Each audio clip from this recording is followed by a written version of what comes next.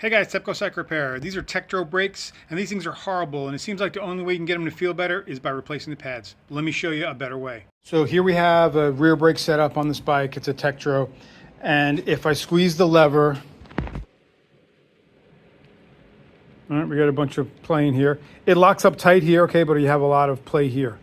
If you have my front here that has a block in it, if you look at the front, it's only got a little bit, okay? Nice and tight. And this doesn't feel spongy, okay? It feels tight, but it feels tight all the way back here. Let me tell you why these brakes are no good and what happens. Okay, I'm gonna drop the wheel. You'll understand here. Okay, so you know how on a car, if you have the wheel off and you step on the brakes, the pistons will move in and they'll stay in and then you have to pry them back out. Or if you put new brake pads on your car, you have to make sure that piston goes in, all right? These right here, on a good disc brake system, that's how it works. But let me show you what happens with these.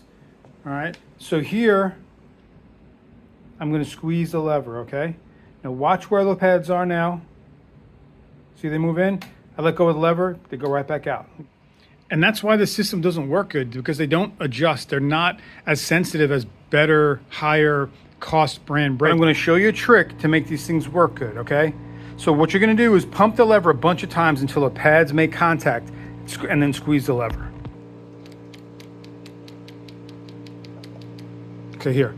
So now the pads are touching back there, okay? All right, I'm just squeezing the lever. Now when I let off, they're only gonna go back to there, okay? So now I'm gonna go in here with a screwdriver, a clean screwdriver, don't get all grease inside your pads. And you're gonna pry these apart. And you're gonna do this in increments, okay? You wanna pry it apart a little bit. Now look, this is not, you don't have to do this with a good system, okay? I'm just showing you how to do this. And you have to do this with these, or might as well just replace the pads. All right, so what I'm gonna do here is I'm just gonna pry it apart a little bit. And then I'm gonna put the wheel in, and I'm gonna spin it, and I'm gonna see how good the lever feels. And I'm gonna get it so it's just barely rubbing the rotor, and then your lever is gonna feel a lot better. Okay, now the wheel, let's look at the lever.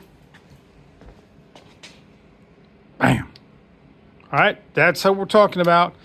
That's how you fix these Tektros. They should adjust, you know, as the pad wears, but they just don't adjust as good as a Shimano pair or something like that. And now this lever is nice and stiff. So now I'm gonna do the front ones, and we'll get these levers back to where they should be. It's not always a bleeding issue. If your lever feels stiff on the first pull, just like that, boom, it's not a bleeding issue. That's why. And just go back and look at your wheel and look how far the pads are away from your rotor. They should be like right up against it. If there's a big gap in between, that's why your lever feels like crap. All right, like that. You see how much gap is in between there, between that rotor and the brake pad? Hopefully this helps you out, guys, and you can get these levers feeling like they should, and you'll be good to go, guys. Please hit the like button, subscribe, and hit the bell for further notifications. Until next time, it's Tepcocyclerepair.